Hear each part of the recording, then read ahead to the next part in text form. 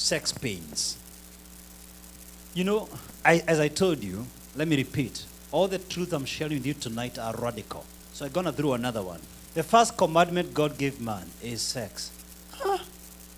The first commandment God gave man is sex. And I want to show you from scriptures. Because these things we've missed these truths for generations, and I'll tell you why. Now, let's go to the Bible. Are you with me? Let's go to Genesis 1, verse 28. God blessed them and said to them, be fruitful and increase in number. Fill the earth and subdue it. Now listen slowly. The first statement God ever spoke to man. Now, verse 26, God gives the mandate to man, but he doesn't speak to man. Let me show you, he doesn't speak to man. He's speaking to himself. Let us make man. That's the triune God. Father, Son, Holy Spirit. He's speaking to himself. Are you with me? The first time ever in the scriptures for God to speak to man is verse 28. And the first thing he says, God blessed them and said to them, be fruitful and increase in number. Fill the earth. Let me repeat. Be fruitful, increase in number, fill the earth. I know you're likely to try to expand this text. Personally, I've expanded this text many times, and I will expand it on 21st of March when I'll be teaching about purpose. And I believe this text has many ramifications.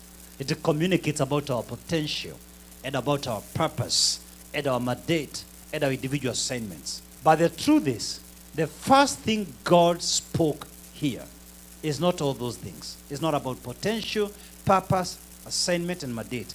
It was literally feeding the earth. And I'll prove to you.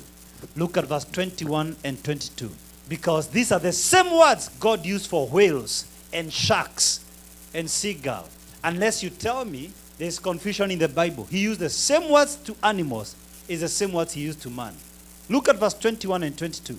So God created, verse 21, so God created the great creatures of the sea and every living and moving thing with which the water teems according to their kites, and every winged bird according to its kite. And God saw that it was good.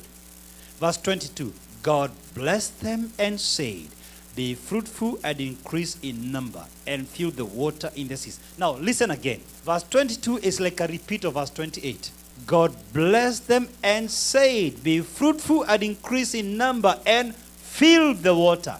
This is how he spoke to the animals in the sea. Verse 28, this is how he spoke to man. God blessed them and said to them, be fruitful and increase in number, fill the earth.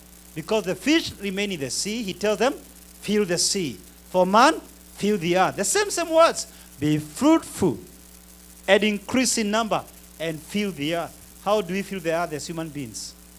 Through sex. You are a product of sex.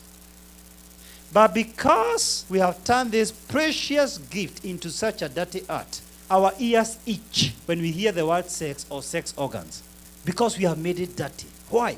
The enemy knows how to distort which is good. For example, the enemy of your soul speaks singles into sex and the married out of sex. He's the author of confusion.